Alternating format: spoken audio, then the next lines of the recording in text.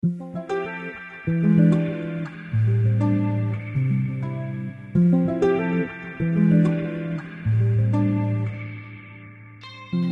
dans Sacrée Sexualité, le podcast où on parle de sexualité, mais pas comme à la télé. Je m'appelle Livia Quero, je suis écrivaine, je suis coach en sexualité et je suis aussi très fan de comédies romantiques. Et tu vois, dans les comédies romantiques, le sexe c'est toujours automatique, fluide, génial et parfait. Et ça ressemble pas trop à la réalité.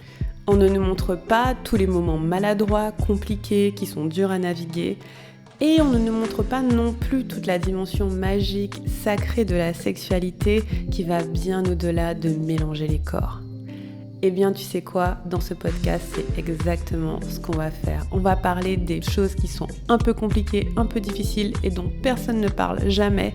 Et en même temps, on va parler de la dimension spirituelle, énergétique de la sexualité qui en fait un outil qui te permet de te reconnecter à qui tu es et qui impacte tous les aspects de ta vie. Je suis très heureuse de t'accueillir dans ce podcast et je te dis à tout de suite pour l'épisode du jour. Hello love, how are you? J'ai mes petits restes de ma vie en Angleterre qui viennent de temps en temps. J'adore comment en Angleterre on appelle tout le monde love. On appelle tout le monde amour. Hello amour. C'est pas trop génial? Hello, bienvenue pour ce nouvel épisode de Sacrée Sexualité. Je suis très heureuse de vous retrouver et en fait aujourd'hui on va rentrer dans un sujet, je pense que c'est une question que beaucoup de gens se posent et donc je vais y répondre, mais comme d'habitude je ne vais pas y répondre de façon simple parce que ma réponse va durer 30 secondes et l'explication de ma réponse va durer 1 heure, ok? Oh god. Ok, c'est parti. La question du jour c'est à quelle fréquence faire l'amour? Doudoudou, let's go. J'imagine qu'il y a des millions, allez, peut-être des milliers d'articles qui ont été écrits sur le sujet par les différents magazines, tout ça. Je suis sûre que si je cherche sur Google, je vais trouver des stats. J'ai limite envie de chercher maintenant, comme ça je vous dis. Allez, j'y vais. Et effectivement, j'ai cherché, il y a un tas d'articles sur le sujet. Et en fait, ce qui est intéressant, là, dans ma petite recherche de 5 minutes, c'est que beaucoup disent la fréquence moyenne de rapports sexuels, c'est tant. Et du coup, je pense que inconsciemment, on se dit si je fais moins, c'est pas bien. Si je fais plus, je suis au-delà. Or, c'est une moyenne, dans le sens où on prend des situations réelles et on fait un calcul. Ça ne veut rien dire sur ce qui est normal ou pas. C'est-à-dire qu'on a pris tel couple qui fait l'amour 1 fois par mois, tel couple qui fait l'amour 1 fois par an, 2 couples ou 3 couples qui font l'amour 17 fois par semaine, puis bam, ça fait une moyenne, et la moyenne, c'est de 2 ou 3 fois par semaine. C'est complètement arbitraire. Donc, si vous basez sur des statistiques pour décider quelle est la fréquence pour faire l'amour, c'est un peu étrange. Si vous vous dites, oh, la majorité des gens mangent de la viande, donc je vais manger de la viande, c'est un peu bizarre pour prendre sa décision. Bah, c'est la même chose en fait. Et très souvent, mais les stats, ça va être ça. En moyenne, les gens font l'amour tant de fois par semaine et on se dit, si je fais pas l'amour aussi souvent, bah, c'est grave. Or, en fait, ça l'est pas. Comme je le dis à chaque fois, faire l'amour, c'est comme manger du chocolat. On le fait parce qu'on a envie, on le fait parce ça nous fait plaisir. Si ça nous fait plaisir 1 fois par jour, tant mieux. Si ça nous fait plaisir 2 fois par jour, tant mieux. Si ça nous fait plaisir 1 fois par mois, très bien. Il n'y a pas de problème. Et donc, du coup, ça m'emmène à la réponse à la question. Et j'ai une réponse très bonne à cette question, tenez-vous bien. Elle n'est pas de moi, elle est de Shannon Boodram, que j'aime beaucoup, qui est éducatrice en sexualité aussi. Et voici à quelle fréquence faire l'amour. La fréquence à laquelle faire l'amour, c'est aussi souvent que veut la personne qui a le moins envie. Je répète, la bonne fréquence pour faire l'amour, c'est aussi souvent que la personne qui a le moins envie. Ça veut dire que si vous êtes dans une relation et qu'il y en a un ou une qui a envie de faire l'amour 4 fois par mois et l'autre a envie 2 fois par mois, la bonne fréquence, c'est 2 fois par mois. Tada! Simple! Si vous êtes dans une relation où il y en a un qui a envie 1 fois par jour et l'autre 1 fois toutes les 3 semaines, la bonne fréquence, c'est 1 fois toutes les 3 semaines. Tada! Je sens votre cerveau bouillonner avec plein de questions. Il n'y a pas de souci, on va en parler. Mais c'est fondamental de comprendre ça en fait. La bonne fréquence pour faire l'amour, c'est aussi souvent que la personne qui en a le moins envie. Et pourquoi ça? Tout simplement parce que c'est une question de consentement. On fait l'amour pour du plaisir. Et donc s'il y a une personne qui a envie 2 fois et l'autre 4 fois, on peut techniquement faire l'amour que 2 fois. Puisque les 2 autres fois, on n'a pas le consentement de la personne, elle a pas envie. Le consentement doit être enthousiaste, il doit être libre. On fait l'amour pour le plaisir. Et donc si mon partenaire veut faire l'amour 4 fois et moi j'ai envie de faire l'amour 2 fois, on va faire l'amour 2 fois. Parce que si je fais l'amour une fois de plus que ces 2 fois, je suis en train de dépasser mes limites. Je suis pas en train de me faire plaisir, je suis en train de me forcer. Et là, on n'est plus dans une sexualité consentie, on n'est plus dans quelque chose de sain, on est dans de la violence. Est-ce qu'on veut de la violence dans le sexe? Non, pas du tout, on veut pas. Et donc voilà, donc je le répète une 3e fois, à quelle fréquence faire l'amour? Aussi souvent que veut la personne qui a le moins envie. Ok, mais je vais développer. En fait, ce qui est trop intéressant, c'est que Shannon, elle expliquait que quand elle a dit ça, c'est l'une des vidéos où elle a reçu le plus de commentaires négatifs. Comment ça? Non, non, non, elle a eu beaucoup de retours agressifs. Et en fait, elle-même, elle était choquée et étonnée parce qu'elle se dit, mais comment faire autrement en fait? Comment faire autrement? C'est-à-dire qu'on ne peut pas faire l'amour plus souvent que quelqu'un n'a envie. Sinon, on est dans du viol, on est dans un dépassement de limite, on n'est pas dans du consentement, donc on peut pas. Après, il y a des techniques pour augmenter le désir et avoir envie de faire l'amour plus souvent. J'en ai déjà parlé dans un podcast, mais je vous donnerai des pistes ici aussi. Mais fondamentalement, il faut tous qu'on se mette d'accord sur le fait que on fait l'amour aussi souvent qu'on a envie et que les deux ont envie, pas que l'une des deux personnes a envie. Voilà. Et en fait, ça semble hyper logique, mais en même temps, je sais que en m'écoutant, vous avez plein d'objections, parce que moi, j'ai eu les mêmes en préparant cet épisode. Je me suis dit, je suis sûre qu'on va me dire ça, ça, ça, ça. Ça réveille des questions, mais ces questions-là, en aucun cas, ont pour réponse, je vais me forcer à faire l'amour, ok?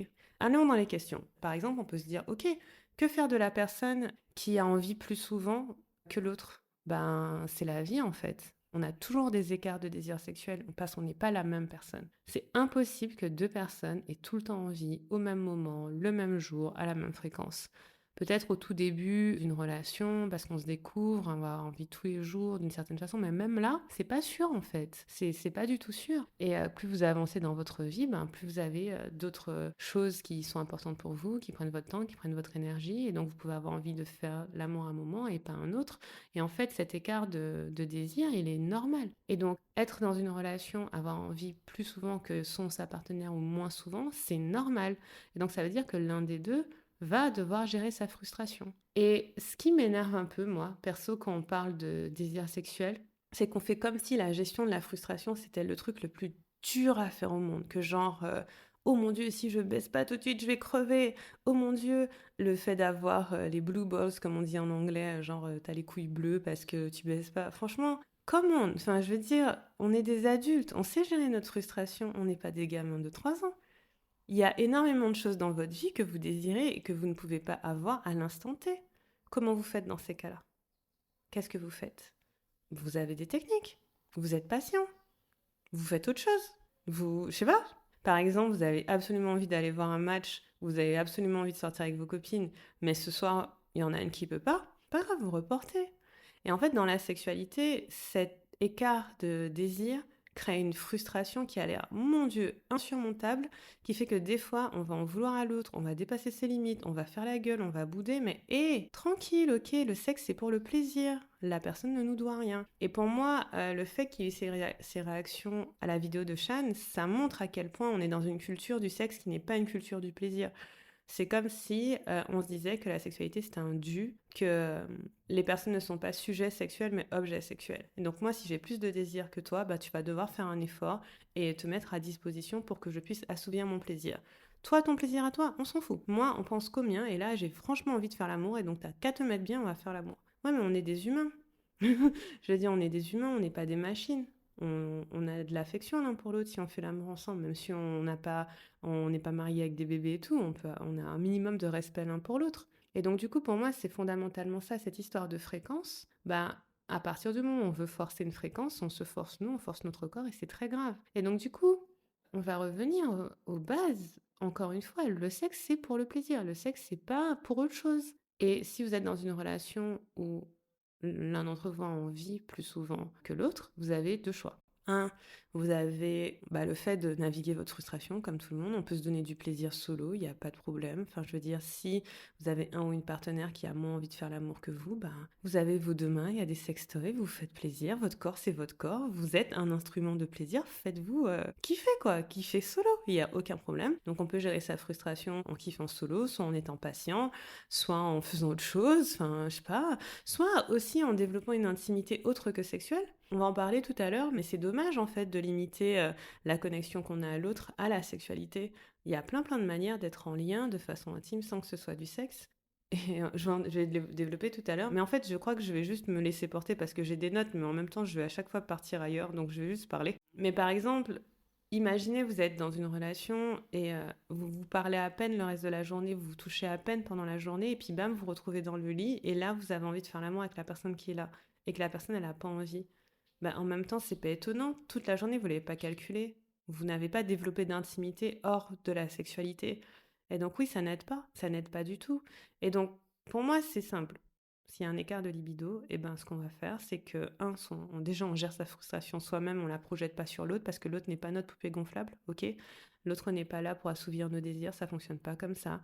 Ça a d'intérêt que si on a envie tous les deux de façon enthousiaste. Et deux, on peut augmenter la fréquence de nos rapports sexuels en augmentant trois choses dont je vais vous parler aujourd'hui. Donc vous pouvez augmenter la fréquence en augmentant l'envie de l'autre aussi, tout simplement, mais sans la forcer. Donc si on reprend la définition de base, on fait l'amour aussi souvent que la personne qui a le moins envie.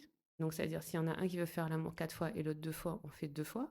Les 2 fois d'écart, soit on gère cette frustration et on navigue avec, on est des grandes personnes, ça va. Soit on se dit, tiens, comment on peut passer de 2 à 3, donc comment je peux donner envie à ma partenaire une troisième fois. Et comme ça, on fait l'amour 3 fois. Et c'est ça la vraie question. C'est pas comment, là où je le fais se sentir coupable ou honteux de pas faire l'amour aussi souvent que je voudrais, c'est comment je lui donne envie en fait. Et c'est ça dont on va parler. Ok. Donc à quelle fréquence faire l'amour? Maintenant vous avez la réponse, très simple. Et la question subsidiaire, c'est comment on augmente la fréquence. Une chose que je voulais dire avant de parler de comment augmenter la fréquence, il y a quand même une question sur comment recevoir le non de l'autre sans le prendre personnellement. Parce que c'est ça au fond, c'est quand j'ai envie alors que l'autre n'a pas envie et que c'est récurrent, on va pas se dire l'autre a pas envie parce que il ou elle a pas envie et c'est sa vie, c'est son corps. On va se dire qu'est-ce qui va pas chez moi. On va parfois se sentir rejeté, on va se sentir rabaissé, on va se dire mais il y a peut-être un problème avec moi, je lui plais pas, il y a un truc qui s'est passé. Et c'est pas la bonne question à se poser en fait. C'est vraiment pas la bonne question à se poser. Déjà, au lieu d'être dans une dynamique de défense, au lieu d'être dans une dynamique de se refermer sur soi, de s'auto-centrer, de se dire c'est moi qui ai un problème, déjà tournons-nous vers l'autre et ayons de l'empathie. Si la personne elle n'a pas envie de faire l'amour aussi souvent que nous, déjà elle a ses raisons très simples que t'as pas envie, mais peut-être qu'elle a aussi des choses dans son quotidien, sa vie, qui font que la sexualité n'est pas aussi prioritaire pour elle que pour nous en fait. Et c'est pas très grave, mais c'est juste, plutôt que de se dire j'ai un problème, se demander comment je peux créer un terrain qui fait que cette personne ait envie, en fait. Et c'est pas si compliqué de créer ce terrain parce qu'en fait, il y a plein de choses qui empêchent le désir, notamment la charge mentale, ces choses-là. Donc, déjà, plutôt que de se mettre le réflexe de se dire oh, je suis rejetée, j'ai un problème, elle ne m'aime pas, demandez-vous ce qui se passe pour cette personne. Demandez-vous ce qui se passe pour elle. Vous n'êtes même pas obligé d'avoir la conversation avec elle en mode oh, qu'est-ce qui se passe pour toi? C'est juste vous dire oh, tiens, c'est intéressant, laisse-moi l'observer, laisse-moi regarder comment est sa vie, comment elle se sent. Est-ce que c'est quelqu'un qui est très occupé? Est-ce que c'est quelqu'un qui est plutôt détendu? Est-ce que c'est quelqu'un qui a une vie riche ou est-ce que c'est quelqu'un qui s'ennuie un peu, qui est un peu déprimé? Est-ce que c'est quelqu'un qui est nourri, qui est joyeux, qui sourit? Ou est-ce qu'au contraire, c'est quelqu'un qui est en train de naviguer certaines choses? Enfin, observez votre partenaire. Parce que je trouve que très souvent, quand on parle de sexualité, on est très égocentré, et je comprends parce qu'on parle de son plaisir, donc c'est important, mais observez votre partenaire, regardez ce qui se passe dans les faits. Avant d'être frustré, de faire des demandes, de dire oh gna gna gna, je suis pas content, je suis pas contente, observez votre partenaire. Donc ça c'est ce que je voulais dire. Et ça va être une bonne intro pour la suite sur comment augmenter la fréquence de vos rapports et en fait améliorer votre relation en général.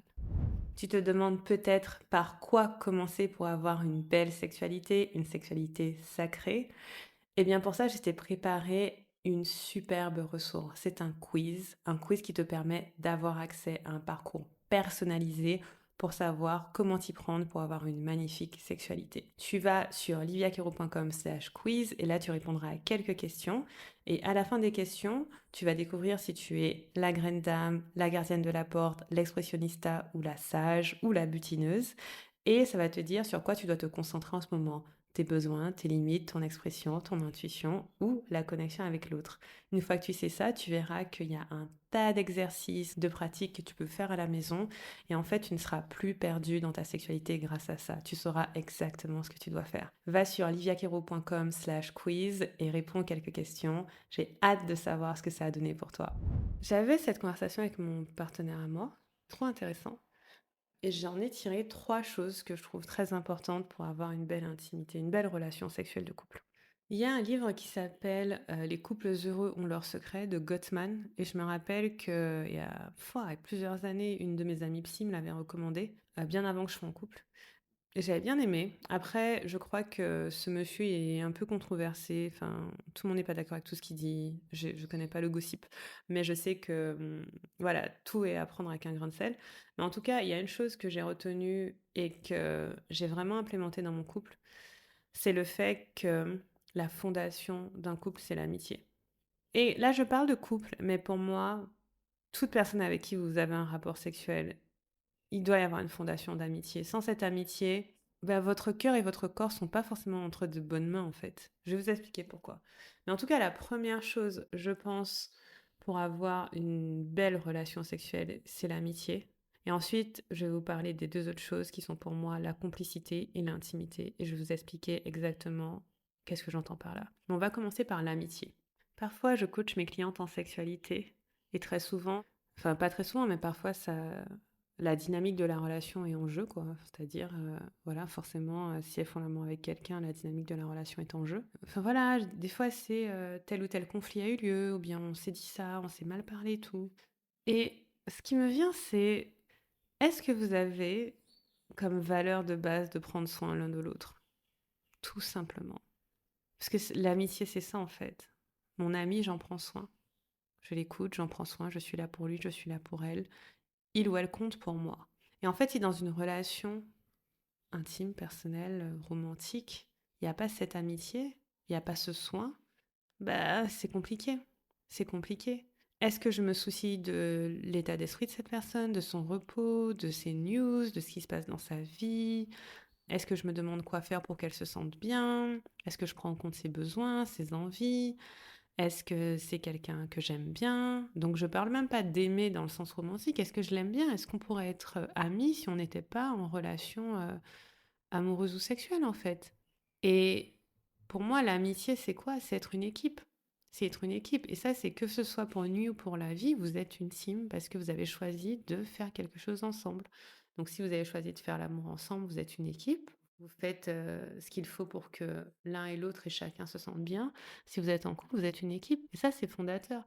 Avec mon partenaire, on le dit souvent. En fait, quand on voit parfois, alors notre couple, il n'est pas parfait, hein, loin de là. Mais quand je vois des choses qui vont pas dans d'autres relations, très souvent, cette amitié est partie. Cette amitié est partie.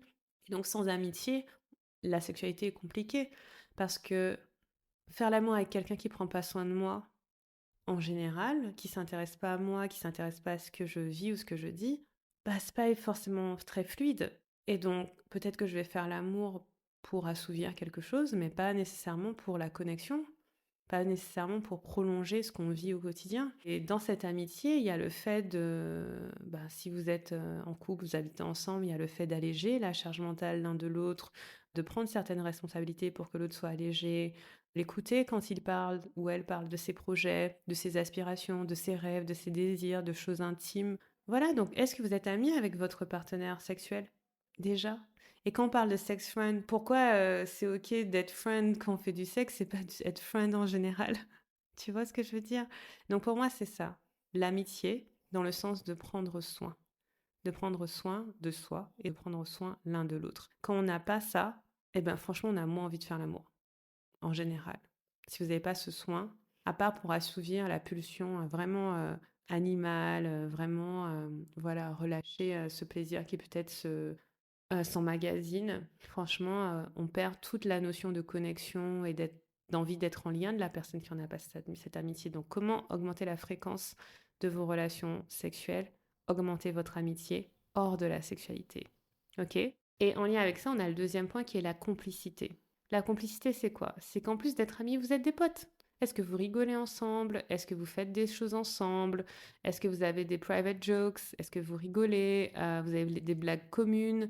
Est-ce que vous avez des secrets, du gossip que entre vous? C'est l'amitié, mais un peu plus loin. C'est l'amitié avec la légèreté. C'est l'amitié avec des trucs que pour vous. Et ouais, en fait, vous vous connaissez tellement bien qu'il y a certaines choses, vous n'avez pas à vous dire.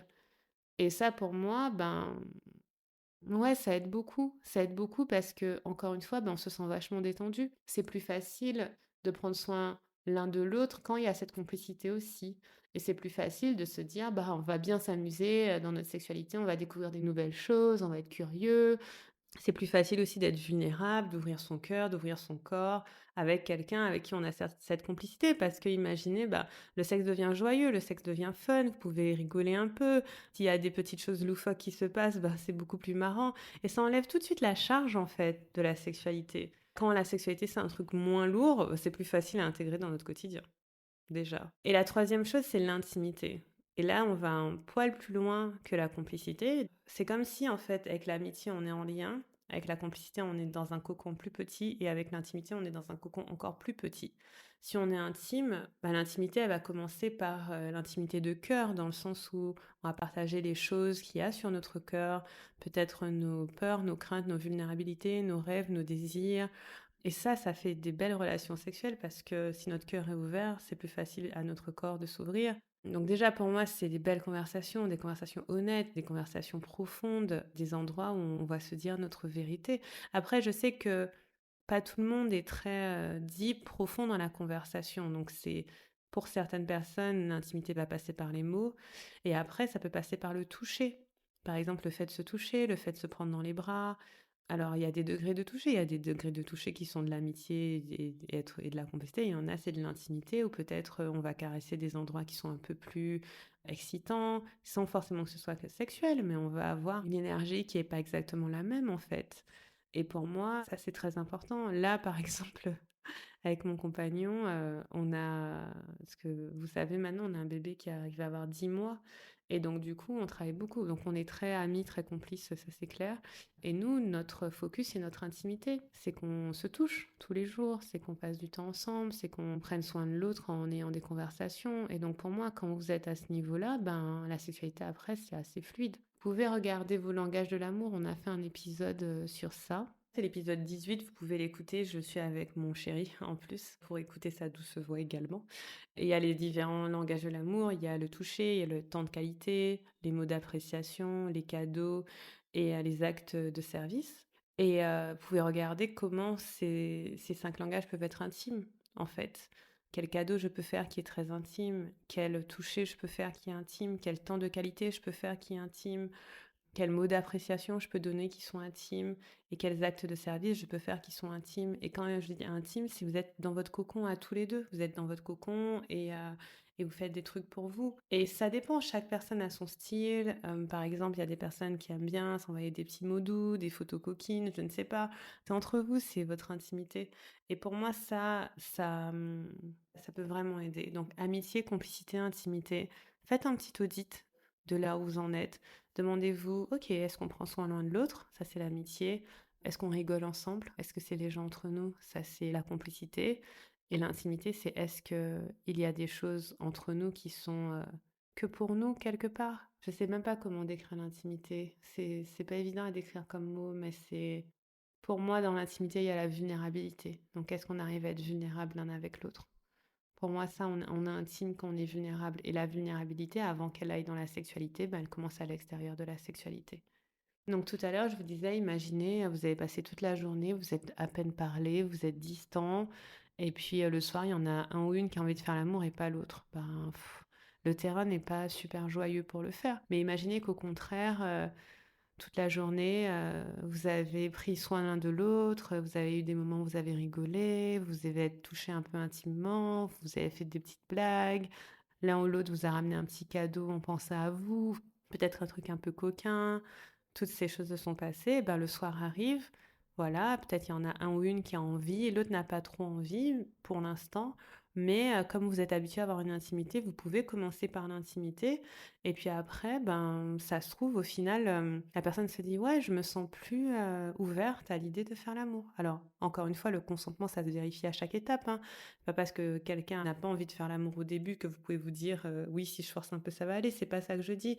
C'est que la personne, elle sera plus disposée. Vous savez, j'avais fait un épisode, il y a du désir qui est spontané et il y a du désir qui est réactif. Très souvent, les hommes cis ont un désir spontané et les femmes cis ont un désir réactif. Et donc, si vous avez une journée où il y a eu cette intimité-là et que vous êtes un homme, vous avez un désir spontané qui vient et votre femme, par exemple, dans une relation hétéro en face, a passé une journée où il y avait de l'amitié, de la complicité, de l'intimité, s'il y a plus de chances que son désir réactif se réveille, en fait, tout simplement.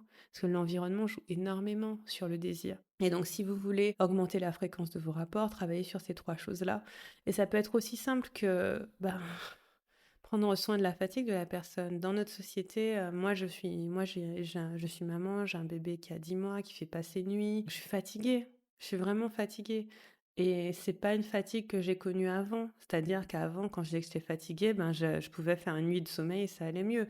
Non, moi, je suis fatiguée depuis, je sais pas, 20 mois. Depuis que je suis enceinte, à maintenant. Donc je suis fatiguée tous les jours et pour l'instant, ça fait, presque 2 ans que j'ai pas eu une nuit de repos. Et donc en face, mon chéri, si, on doit avoir une sexualité, ben ça demande qu'il prenne soin de moi. Ça demande qu'il prenne soin de choses dans la maison, pour que je n'ai pas à y penser, que je sois pas encore plus fatiguée à me dire: «Oh là là, il faut faire la vaisselle, il faut faire la lessive, il faut faire le ménage» et ça. Non, il s'en charge en fait. Ça veut dire que, quand j'ai, des choses, par rapport à mon travail, mon entreprise qui me taraude, je dois pouvoir lui en parler parce qu'il prend soin de moi et lui, c'est pareil, par exemple, il se sent pas très bien, il y a une époque là, il était malade, ben, je dois pouvoir prendre soin de lui aussi. C'est important parce que si on n'a pas ça, on n'a pas ce socle-là, le sexe, franchement, il devient mécanique, c'est dommage, c'est plus cet endroit de connexion, d'exploration, de jeu et pour nous là, après avoir un bébé, la priorité, c'est le jeu, c'est l'exploration, c'est se découvrir, se redécouvrir, c'est ne pas répéter, juste comment c'était avant parce qu'on a changé. Parce qu'on a changé et parce qu'on est amis, ben, on se connaît, on sait ce qui a changé. Je sais ce qui se passe pour lui, il sait ce qui se passe pour moi et donc ça, c'est des terrains qui sont importants à entretenir. Quand j'ai fait la recherche Google, à quelle fréquence faire l'amour, la première chose qui est venue à quelle fréquence, c'était à quelle fréquence mettre de l'engrais. Et je me suis dit que c'était pas mal comme, comme métaphore en fait. Nourrir l'environnement, mettre de l'engrais et faire en sorte que les choses poussent bien.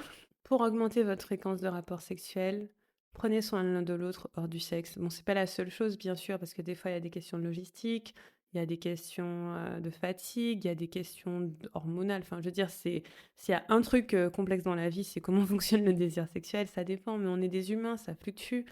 Mais je vous en supplie, ne prenez pas les gens pour des objets sexuels. Chacun, on est des humains. Notre corps, c'est notre temple, il doit être honoré, protégé, c'est sacré.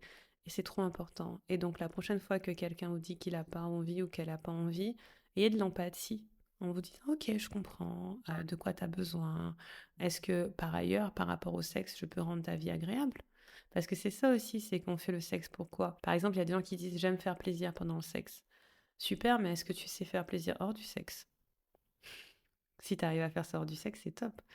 Ou par exemple, j'aime prendre plaisir dans le sexe, c'est super. Est-ce que tu sais prendre plaisir hors du sexe? Ça aussi, si tu sais faire ça, c'est top, ça fait une vie encore plus riche.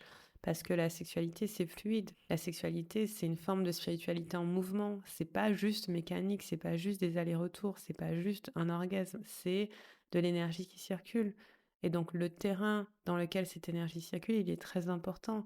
Les choses ne sont pas dans des boîtes, les choses ne sont pas séparées. On ne peut pas séparer comment on est dans le lit de comment on est le reste de la journée. On ne peut pas séparer comment on est à deux de comment on est tout seul.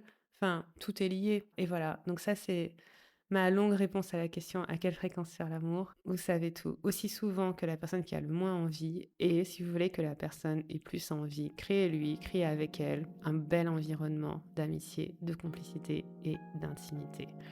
Merci de m'avoir écouté, je vous embrasse très fort sur les 2 joues et je vous dis à bientôt. Salut!